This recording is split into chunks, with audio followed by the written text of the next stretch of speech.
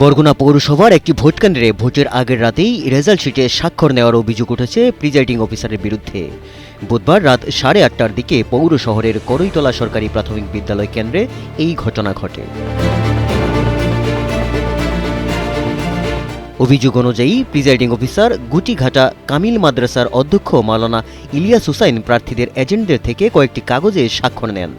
পরে এজেন্টরা দাবি করেন সেগুলো ছিল রেজাল্ট শিট। বিষয়টি বুঝতে পেরে তারা প্রতিবাদ করলে স্বাক্ষরিত কাগজ ছিঁড়ে ফেলেন ওই কর্মকর্তা।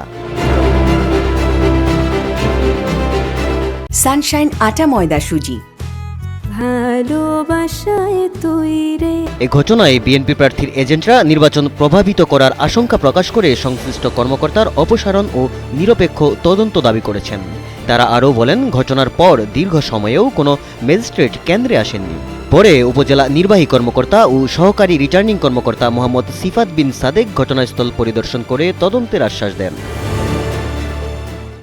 টেকনিক্যালি যেহেতু এটা একটা চলমান বিষয়, একটা নির্ধারিত একটা বিষয়ের উপর হচ্ছে যে এই বিষয়টা হচ্ছে যে এসেছে, সেটা তদন্ত সাপেক্ষ এবং আমাদের একটা গ্রুপ অফ পিপল থেকে যেহেতু বিষয়টা এসেছে, আমি এখানে কোনো ধরনের কোনো স্পেসিফিক কোনো তথ্য বা এই বিষয়ে হচ্ছে যে কোনো মন্তব্য এই মুহূর্তে করতে পারছি না। হ্যাঁ, অভিযুক্ত প্রিজাইডিং অফিসার জানান, কাজ এগিয়ে রাখতে স্বাক্ষর নেওয়া হয়েছিল।